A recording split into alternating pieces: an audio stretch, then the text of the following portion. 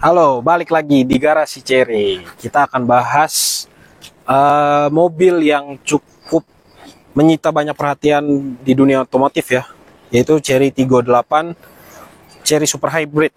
Jadi mobil ini sudah hybrid. Dia menggunakan mesin 1500 turbo, dedicated hybrid ya. Terus dia menggunakan juga transmisi dedicated hybrid. Jadi mobil ini tampilannya seperti ini di bagian depannya. Dia sudah ada lampu DRL-nya. Di bagian depan sini udah ada DRL-nya. Terus dia punya dua lampu. Lampunya itu yang satu buat lampu besar dan satu lagi buat lampu high beam ya. Dia tidak lupa juga Cherry ini dengan ciri khasnya dia dengan diamond grille-nya itu masih digunakan sampai sekarang. Gitu. Untuk di bagian depan sih sebenarnya kurang lebihnya hampir sama dengan Tiggo 8 yang bensin. Cuman dia sudah lebih berbedanya di bagian lampu, di bagian sini ini juga beda nih. Terus di bagian bawah sini juga udah berbeda. Cuman yang bikin sama tuh masih dari grill tengahnya. Terus kalau misalnya kita ke arah samping, dia ini udah pakai ukuran velg di ring 19 ya. Dia udah pakai ring 19, ukuran bannya di 255/50. Nah, ini dia pakainya Continental nih. Jadi bannya lebih sporty. Terus dia peleknya sudah seperti ini ya, kayak mobil EV. Gitu. Sudah lebih ke aerodinamis. Nah, bagian samping lagi di sini udah ada kameranya. Terus di bawahnya ini juga udah ada coming light-nya nih. Di sini udah ada. Gitu. Spionnya juga udah bisa retract. Terus seperti biasa, Cherry tidak lupa sama nih tailgate-nya nih buat naruh roof rack-nya. Terus di samping ini sama kayak J6. Jadi dia bisa masuk kalau misalnya mobilnya sudah terkunci gitu. Jadi kalau misalnya keadaan terbuka, ini bakal keluar. Gitu. Kita ke belakang lagi. Di sini, nah ini dia. Dia itu punya dua pengisian. Jadi satunya itu buat ngisi bensin. Buat ngisi baterainya. Jadi ini udah bisa CCS2 juga ya. Jadi kalian bisa fast charging juga atau pakai cas yang biasa juga bisa. Gitu. Kita tutup. Nah, terus saya yang paling suka nih di belakangnya nih. Dia tuh full. Nih ke belakang. Jadi kesan mobilnya tuh keren banget. Gitu. Terus kalau dilihat lagi ke bagian belakang, ini cuman variasi sekarang. Tiggo 8 sekarang ininya cuman variasi. Nggak seperti dulu yang benar-benar knalpot. Ini cuman variasi sekarang. Nih. Jadi knalpotnya di mana? Dia di bawah. Sekarang sudah variasi doang. Gitu. Terus untuk di bagian belakangnya, ini dia sudah pakai power tailgate ya. Gitu. Kalian tinggal pencet aja nanti kebuka sendiri. Dan bagian belakang ini dia sama kayak Tiggo 8, cara untuk turuningnya juga sama. Nah, dia punya kapasitas bagasi cukup luas. Terus di sini Nah, ini buat sistem hybridnya, ini subwoofernya. Jadi mobil sini udah dilengkapi dengan subwoofer langsung ya dari Cherry-nya. Nah, ini settingannya nih yang akan saya jelaskan. Itu dia bisa disetting tinggi dan rendahnya. Ini dia disetting agak rendah. Jadi kalau misalnya yang tingginya agak tinggi, kepala kalian pasti kejedot. Gitu. Jadi bisa disetting ya tinggi rendahnya. Nah, sekarang kita akan bahas bedanya apa aja sama yang Tiggo 8.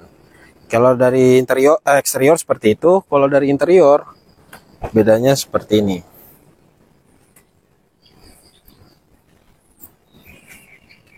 Nah, kalau untuk interior ini di sebelah kiri itu dia sudah ada leg rest, sudah ada pemanas. Pemanasnya kanan kiri ya kalau untuk pemanasnya. Terus leg restnya ada di sebelah kiri.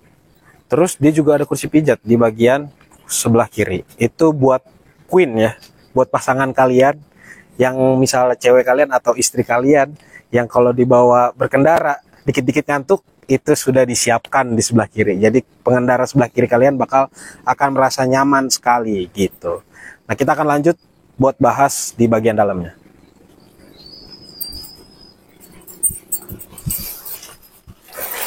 Kita sekarang akan ngebahas apa aja sih yang ada di dalam head unitnya Cherry Tiggo 8 CSH ini. Dari tampilan utamanya seperti ini. Kalau misalnya kita scroll dari atas ke bawah, dia ada ini yang buat kontrol cepatnya gitu loh. Kalau misalnya kayak mematikan layar, ada di sini, itu tinggal dipencet, nanti dia mati. Cara nyalainnya dipencet lagi aja, ditekan aja, di touch dimanapun itu nanti dia nyala lagi. Terus kalau layar mati itu layar mati sama aja sih, cuman bedanya dia di sini ada tampilan jam dan ada tanggal serta bulan dan tahunnya gitu. Terus kalau mau balik lagi sama caranya kayak tadi, tinggal di touch saja, nanti dia balik lagi ke awal.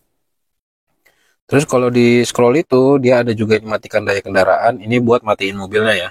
Jadi matiin mobilnya tuh ada dari layar sini, atau enggak langsung bawa kuncinya aja. Terus di lock nanti dia mati. Nah, ini ada mode dayanya tuh ada HEV, ini bisa dipencet mau EV atau HEV. Dia itu pengaturan ada di layar, ada juga di tombol sini ya. Di sini. Jadi bisa dibikin ke EV atau ke HEV gitu. Terus di layar lagi ini ada ESC-nya nih. Nih. Bisa dinyalakan atau dimatikan, tergantung kebutuhan kita aja sih. Terus ada penyesuaian kaca spion. Dia penyesuaian kaca spionnya nih sama sih, kayak J6 ya.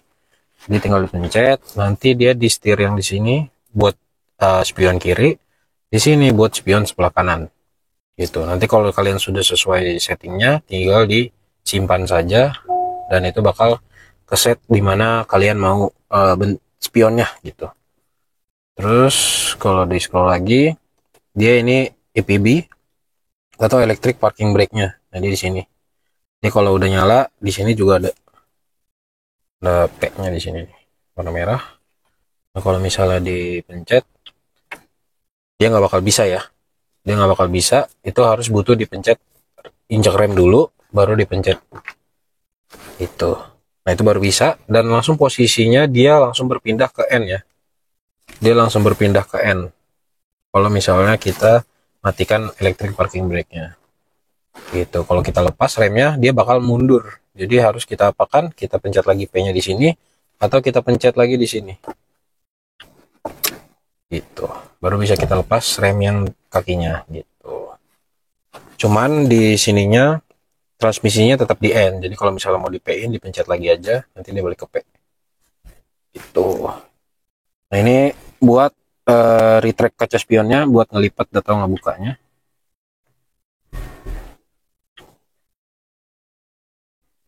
Terus di sini ada penyesuaian HUD. HUD itu apa sih? Head-up display ya. Dia head-up display itu ada di bagian driver. Dia di bagian driver itu ada di tengah-tengah sini, nah nih yang 0 ini itu dia kilometernya. Jadi si driver itu nggak perlu lagi ngelihat ke klaster sini. Jadi semuanya bisa di sini langsung ke layar. Di situ nanti ada pengaturan kecepatan dan adaptive cruise controlnya ya. Bisa disetting di situ muncul, sama maps-nya juga muncul di situ nanti. Gitu. Terus apalagi sih di sini? Di sini ada hill down ya, buat turunan, jalan menurun. Jadi nanti dia ngebantu buat turunan gitu. Jadi mobilnya nggak meluncur gitu. Dan di sini juga ada mode berkendaranya, Deco, normal, dan sport. Ini buat kecerahan layar ya. Bisa diturunin atau mau dinaikin kalau misalnya kurang terang. Gitu. Kalau ini volume buat musiknya. Bisa dikencengin dari sini atau dari sini juga bisa. Nah, terus ada apa lagi sih? Di sini tuh ada buat navigasinya ya dari mobilnya. Ini connecting ke connecting ke Android Auto-nya gitu. Nah, kalau misalnya muncul kayak gini, mau balik ke menu utama tuh gimana? Ini kayak gini, scroll dari bawah ke atas atau nggak pencet home. Jadi balik lagi ke awal gitu. Jadi dia ini dari mobilnya pun sudah ada navigasinya langsung sendiri ya. Nih, dia punya navigasinya sendiri. Jadi yang buat masuk ke head-up display-nya itu pakai navigasi dari mobilnya ya, nggak bisa pakai dari Android-nya. Nanti dia bakal muncul juga di layar sini. Jadi di sini di layar sini tuh bisa dirubah ke map-nya nih.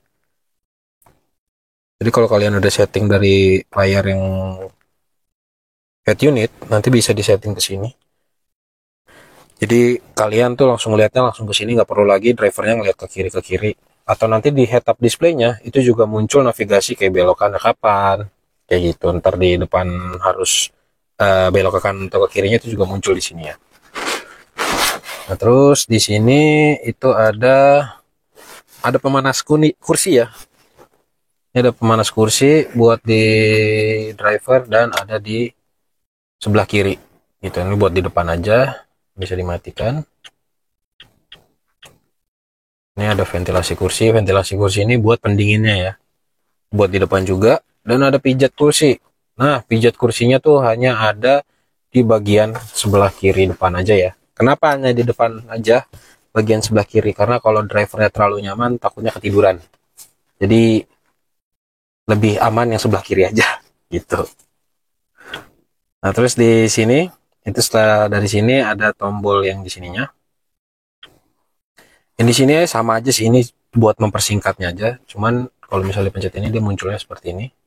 Di sini ada Apple CarPlay-nya, ini ada Android Auto, ini ada e-manual buat inian mobilnya.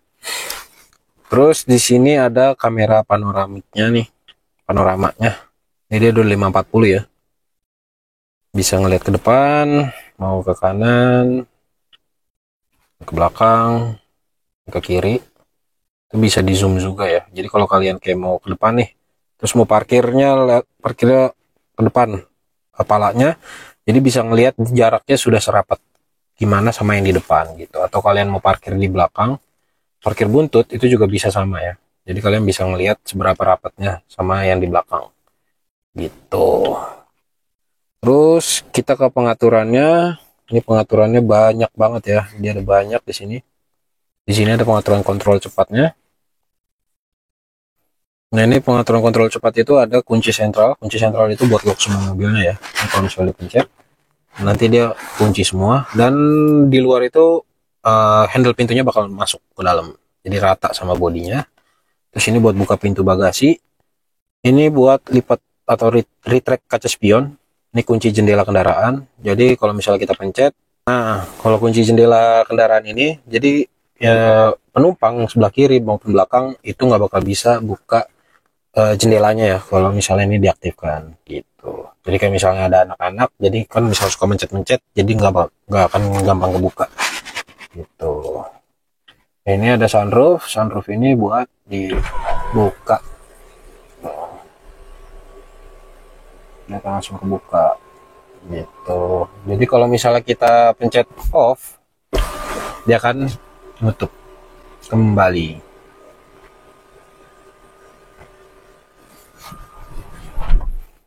Nah, terus di bawah ini ada kunci pintar, atau misalnya maksudnya kunci pintar itu apa? Kalau misalnya dia ngedeteksi kuncinya sudah menjauh dari mobil, dia otomatis kunci kendaraannya dan matiin mesinnya.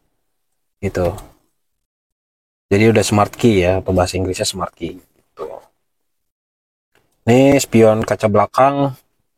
Ini bisa kaca spion terlipat secara otomatis kalau misalnya dikunci ya. Ini penyesuaian kaca spionnya dari sini. Tadi saya contohin sudah ada, sama. Langsung aja kita ke nih, dia ada penyesuaian tombol setir juga. Jadi tombol setir itu bisa diatur-atur ya. Yang gambar bintang yang di setir ini itu bisa diatur dia mau memunculin apa. Kalian butuhnya apa nih tombol bintang ini. Jadi nanti langsung munculnya di sini tuh misalnya kayak kalian buat penyesuaian HUD, atau kita kayak sini aja deh, kamera panorama. Nanti kalau misalnya kita pencet, dia munculnya langsung ke sini. Kayak gini. Gitu. Jadi itu tombol bintang itu tergantung kalian kebutuhannya. Ini mode cepatnya aja sih. Kalian mau butuhnya buat apa? Atau buat penyesuaian spion kah atau apa yang buat cepatnya aja gitu. Terus kita lanjut lagi. Dia di sini juga udah ada easy seat entry atau exit ya. Jadi kalau misalnya kalian buka pintu, mau masuk, jadi kursinya itu bakal mundur dulu, jadi kalian bisa lebih luas buat masuk. Atau kalian setelah mengendarai mau keluar, jadi sama dia akan mundur dulu buat kalian aksesnya keluar tuh lebih nyaman gitu.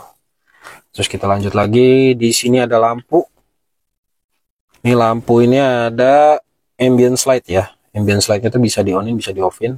Ini ada tombolnya di sini. Ada mode custom, ada terhubung dengan mode pengemudi.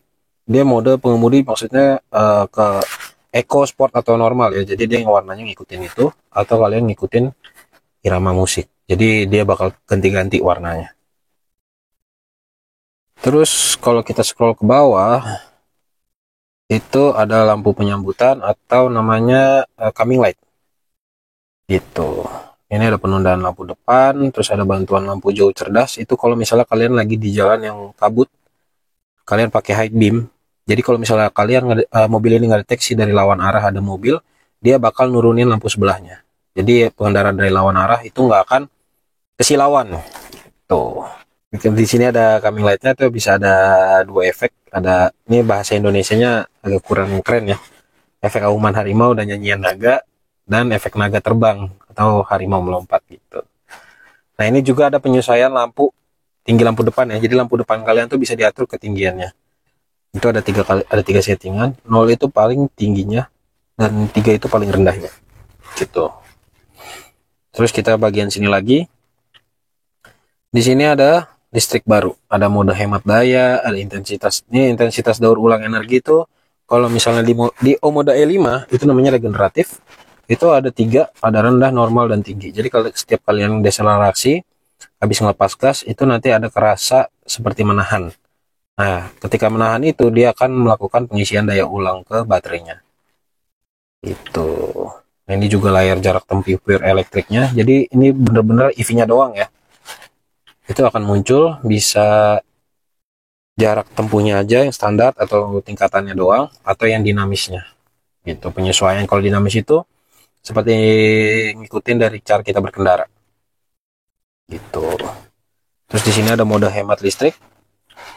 Nah, ini kalau kalian butuh banget buat daya mobilnya udah tinggal dikit gitu loh. Kalian bisa pakai mode ini. Jadi nanti suara mobilnya terus yang lainnya tuh dikurangin gitu buat melakukan pengiritan.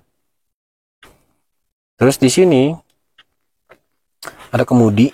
Kemudi itu dia ya mode berkendara lah. Ada eco, normal, dan sport. Ini memori mode mengemudi itu bisa di save ya. Gitu. Jadi kalian mau di sport terus ya itu bisa di setting ke situ. Terus mode dayanya ada HEV dan EV seperti yang saya jelasin tadi. Terus ada EV Plus. EV Plus ini kalau misalnya mobil kalian tuh butuh pakai apa namanya daya baterainya yang lebih panjang, kalian bisa pakai mode EV Plus ini. Jadi si mobilnya ini bisa lebih sering menggunakan baterainya. Tuh. Ini ada sistem alarm pemantauan pengemudi yang di sini. Ini yang mendeteksi si pengemudinya lagi ngantuk atau lagi main HP atau lagi ke distraksi, nanti dia ada dari sini. Terus ini ada mode traksi. Ini buat kalau misalnya traction control ya, ibaratnya kalau dibilang tuh traction controlnya. Jadi ini tergantung kebutuhan kalian aja. Terus di sini ada bantuan pengemudi nih. Nah ini banyak sistem yang banyak orang yang nggak begitu suka ketika diaktifkan gitu. Nah ini paling pengingat keluar fungsi autopilot. Ini penghindaran cerdas ini tuh kalau misalnya si mobilnya, nah ini kita bisa nonton. Gitu. Jadi mobilnya kalau misalnya keluar ada yang mobil di depan agak miring, dia bisa ambil jarak gitu. Jadi kalian aman, nggak akan terjadi namanya senggolan. Tapi itu kembali ke kalian karena pasti setir kalian akan dikoreksi sama mobilnya. Terus ini ada sistem peringatan tabrak depan, itu nanti dia ada alarmnya. Terus ada pengereman darurat otomatis atau EPB-nya. Jadi mobilnya kalau misalnya udah mau terjadi tabrakan atau jaraknya sudah sangat dekat emang bakal terjadi aksiden, mobil akan melakukan pengereman otomatis. Terus di sini ada kendaraan melintas di belakang, itu kalian bakal dapat notifikasi kayak motor, mobil yang dari belakang kalian akan menyalip, itu bakal muncul ya notifikasinya. Terus di sini juga ada peringatannya. Itu. Kalau misalnya bakal terjadi tabrakan di belakang. Ini bantuan masuk jalur. Ini kalian bisa tonton. Nah, kalian kalau misalnya mau pindah-pindah jalur atau kalian menginjak garis, jadi mobilnya akan koreksi, kalian bakal tetap di tengah gitu. Jadi setir kalian bakal dikoreksi terus gitu. Cuman enaknya kalau misalnya kalian ngaktifin adaptive cruise controlnya, jadi lebih nyaman. Tapi kalau kalian masih bawanya dengan sendiri, itu ya pasti setir kalian dikoreksi-koreksi terus. Terus di sini ada blind spot. Ini bantuan deteksi blind spotnya bisa diaktifin, bisa di onin ya. Terus ada peringatan pintu terbuka dan peringatan keberangkatan nih. Peringatan keberangkatan tuh ini bakal ngebaca kendaraan yang di depan gitu. Bakal ngeliat kondisi kendaraan di depan kalian. Terus di sini HUD ini atau head up display ini bisa diatur-atur ya. Yang tadi saya tunjukin itu bisa dimatikan mode saljunya atau ini kecerahannya, kecerahan HUD-nya bisa dikalian kecilin atau diterangin. Ini pengaturan tingginya ini juga ngikutin dari drivernya dulu ya. Ini bisa kalian atur paling bawah atau paling tinggi gitu. Jadi ini tergantung dari drivernya ketinggiannya. Gitu. Ini ada tayangannya. Jadi tayangan HUD-nya itu head up display-nya. Nah, kayak gini dia. Di sini ada kilometer kalian berapa, terus ada nih jarak navigasinya, terus ini ada adaptive cruise control-nya. Terus misalnya di situ ada yang namanya batas kecepatannya, dia bakal muncul ya di sini tuh. Jadi mobil ini juga kerennya tuh dia bisa tahu batas kecepatan kendaraan di Indonesia juga gitu. Terus kita ada pengaturan kendaraan. Ini pengaturan kendaraan. Ini tinggi bagasi ya. Tinggi bagasi itu bisa dibikin full kebuka 100% atau mau dibikin ke yang rendah gitu. Misalnya contoh kalian tinggi badannya nggak yang cukup tinggi gitu. Jadi bisa diatur misalnya kalian butuhnya cuma di 50% atau 75%. Jadi si pintu belakangnya nggak akan ketinggian dan kalian nggak akan susah buat tutupnya. Nah ini buat sensitivitas wiper ya, karena wipernya sudah pakai otomatis, itu dia ada sensitivitasnya. Kayak misal curah hujannya masih rendah, itu bisa dia nggak langsung wipe gitu, jadi bisa diatur juga. Nah kunci pintu itu ada pengingat pencegahannya, ada penguncian otomatis, terus ada pintu pengemudi terbuka secara individu, jadi bisa dibuka cuman pintu drivernya aja. Nah gini, ini ada pengaturan ulang juga segala macamnya, ada mode gaya pengemudi, ada mode sensasi pengereman. Nah ini pengeremannya juga bisa diatur ya. Itu ada normal dan sport. Terus lanjut lagi, ini masih banyak ya guys ya. Nah ini tampilannya ada kayak gini. Jadi wallpaper kalian yang di menu utama tadi itu bisa dia ganti-ganti ya. Sama ini kalau misalnya kalian lagi matiin layar itu bisa diganti. Jadi munculnya mau jamnya bentuknya kayak gimana atau kayak gini-gini. Ini kalau misalnya tiga-tiganya diaktifin nanti dia ganti-ganti. Gitu. Terus ini ada mode kecerahannya, cerahnya itu bisa otomatis gelap atau cerah. Ini kita pakai otomatis, jadi dia merasa masih terang, jadi warna putih. Kalau misalnya udah gelap, nanti dia bakal gelap kayak gini. Kayak gitu. Kita ganti lagi. Nah ini kecerahan layar konsol tengah, ada dashboard, dashboard pun bisa dikecilin ya. Ini cluster buat drivernya itu bisa dikurangin keterangannya. Atau yang tengah juga misalnya keterangan itu bisa dikurangin. Gitu. Nah ini ada pembersihan layar, ada setel ulang dan batas video. Nih. Gitu. Terus lanjut lagi kita ada sambungan, ini ada Bluetooth, ada pengisian air kabel nih, kabel itu buat ngecas ya. Yang di sini bisa di offin atau di onin. Sama ini pengingat lupa, misalnya kalian sudah nyampe di tempat, terus nanti kalian mau tinggalin, HP-nya ternyata ketinggalan ya, nanti dia ada noise-nya. Gitu.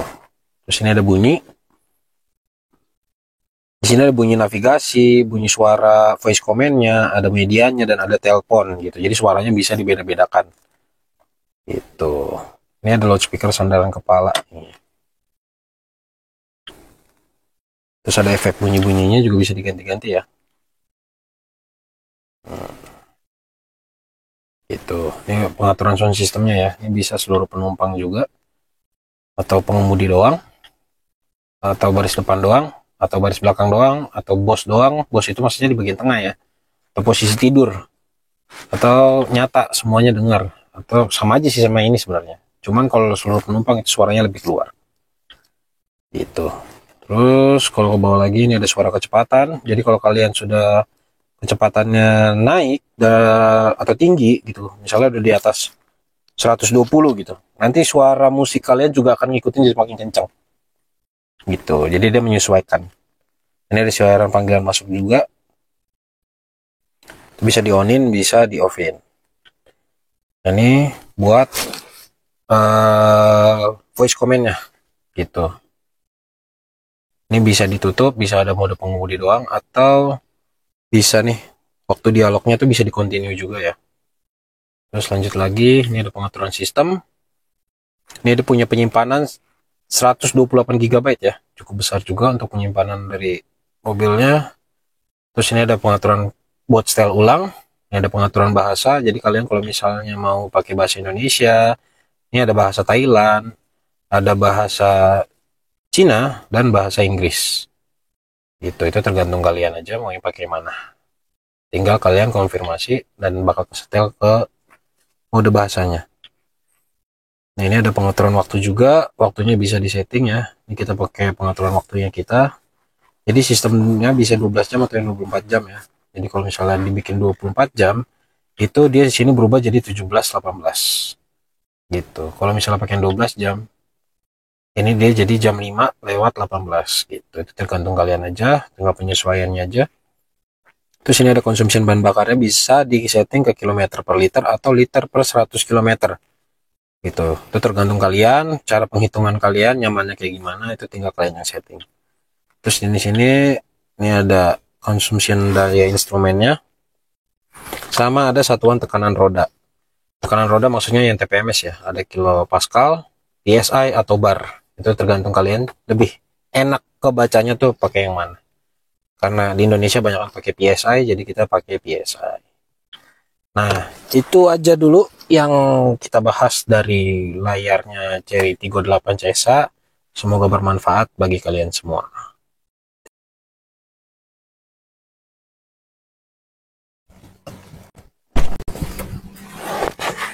Nah, sekian spesifikasi dari Tiggo 8 Cherry Super Hybridnya. Semoga membantu kalian.